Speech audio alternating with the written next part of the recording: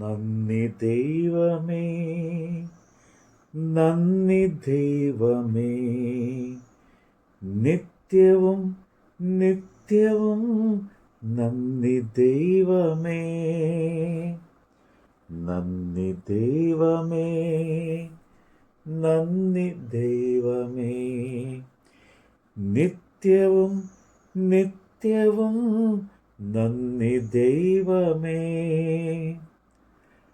അങ്ങു തന്ന ദാനത്തിനായി നന്ദിയേകിടാം,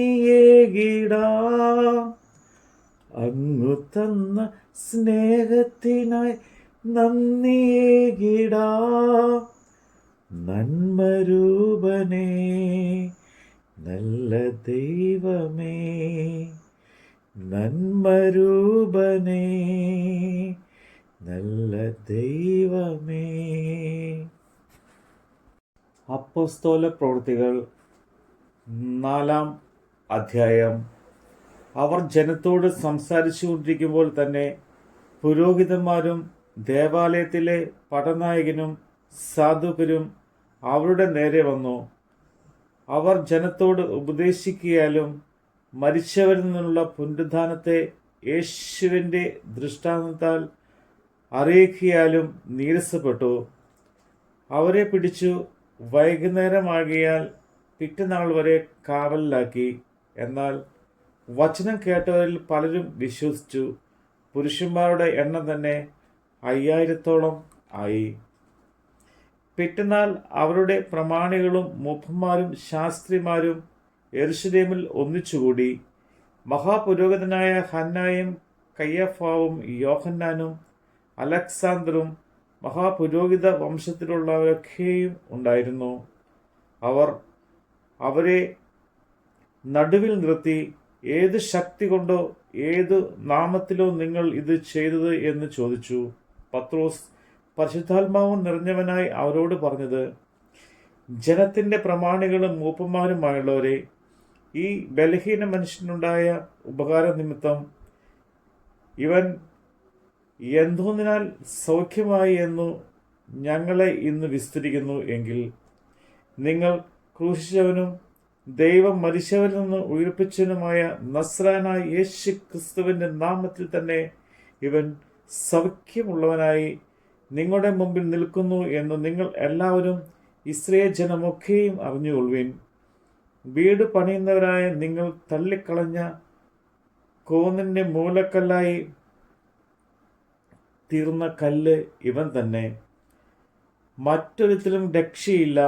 നാം രക്ഷിക്കപ്പെടുവാൻ ആകാശത്തിൻ്റെ കീഴിൽ മനുഷ്യരുടെ ഇടയിൽ നൽകപ്പെട്ട മറ്റൊരു നാമവുമില്ല. അവർ പത്രോസിൻ്റെയും യോഹന്നാൻ്റെയും ധൈര്യം കാണുകയാലും അവർ പഠിപ്പിക്കുകയാലും പഠിപ്പുമില്ലാത്തവരും സാമാന്യമായ മനുഷ്യനെന്ന് ഗ്രഹിക്കുകയാലും ആശ്ചര്യപ്പെട്ടു. അവർ യേശുവിനോടുകൂടെ ആയിരുന്നവർ എന്നും അറിഞ്ഞു. സൗഖ്യം പ്രാപിച്ച മനുഷ്യൻ അവരോടുകൂടെ നിൽക്കുന്നത് കണ്ടതുകൊണ്ട് അവർക്ക് എതിർ പറയുവാനും വകയില്ലായിരുന്നു. അവരോട് ന്യായാധിപ സംഘത്തിൽ നിന്ന് പുറത്തു പോകുവാൻ കൽപ്പിച്ചിട്ട് അവർ തമ്മിൽ ആലോചിച്ചു, ഈ മനുഷ്യരെ എന്തു ചെയ്യേണ്ടു? പ്രത്യക്ഷമായൊരു അടയാളം അവർ ചെയ്തിരിക്കുന്നു എന്ന് യെരുശലേമിൽ പാർക്കുന്ന എല്ലാവർക്കും പ്രസിദ്ധമല്ലോ.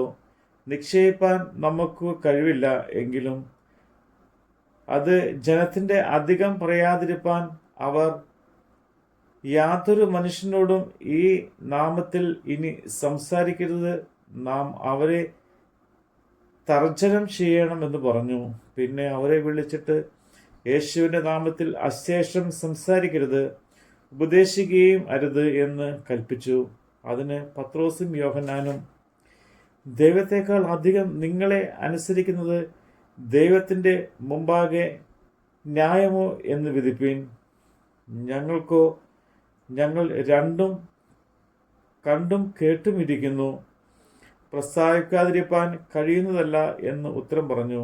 എന്നാൽ ഈ സംഭവിച്ച കാര്യം കൊണ്ട് എല്ലാവരും ദൈവത്തെ മഹത്വപ്പെടുത്തുകയാൽ അവരെ ശിക്ഷിക്കുന്നതിനും ജനനിമിത്തം വഴി ഒന്നും കാണായ്കൊണ്ട് അവർ പിന്നെയും തർജ്ജനം ചെയ്ത് അവരെ വിട്ടയച്ചു.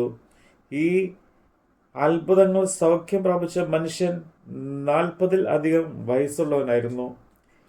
വിട്ടയച്ച ശേഷം അവർ കൂട്ടാളിയുടെ അടുക്കൽ ചെന്ന് മഹാപുരോഹിതന്മാരും മൂപ്പന്മാരും തങ്ങളോട് പറഞ്ഞത് എല്ലാം അറിയിച്ചു.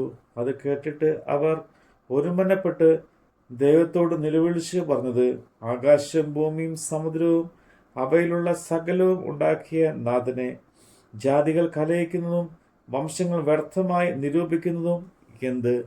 ഭൂമിയിലെ രാജാക്കൾ അണിനിരക്കുകയും അധിപതികൾ കർത്താവിന് വിധേയമായും അവൻ്റെ അഭിഷിക്തനും വിരോധമായി ഒന്നിച്ചു കൂടുകയും ചെയ്തിരിക്കുന്നു എന്ന് നിന്റെ ദാസനായ ദാവീദ് മുഖാന്തരം പരിശുദ്ധാത്മാവിനാൽ അരുളി ചെയ്തിരിക്കുന്നവനെ, നീ അഭിഷേകം ചെയ്ത യേശു എന്ന നിന്റെ പരിശുദ്ധ ദാസന് വിരോധമായി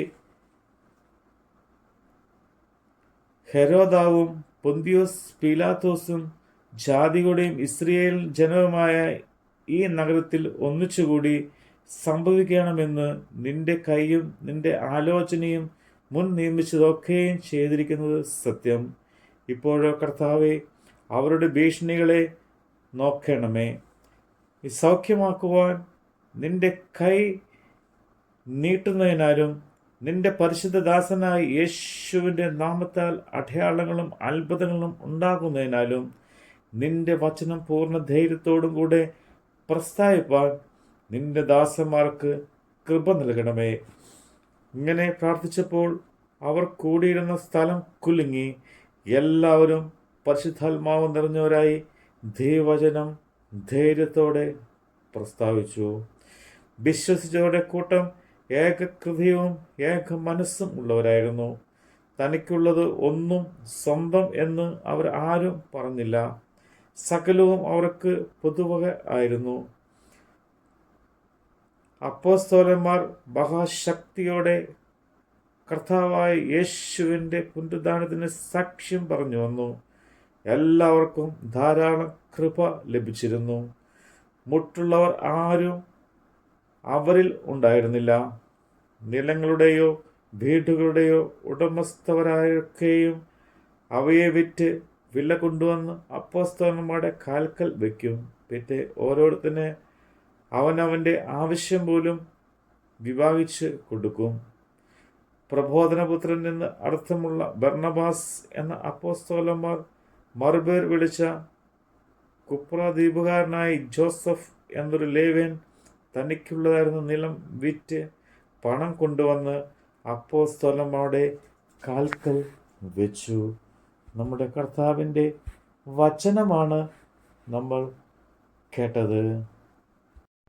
അങ്ങു തന്ന മോദത്തിനായി നന്ദിയേകിടാം, അങ്ങു തന്ന ദുഃഖത്തിനായി നന്ദിയേകിടാം.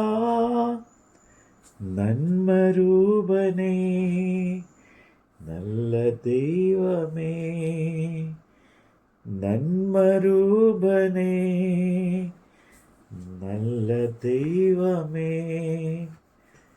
നന്ദി ദൈവമേ, നന്ദി ദൈവമേ. നിത്യവും നിത്യവും നന്ദി ദൈവമേ, നിത്യവും നിത്യവും നന്ദി ദൈവമേ.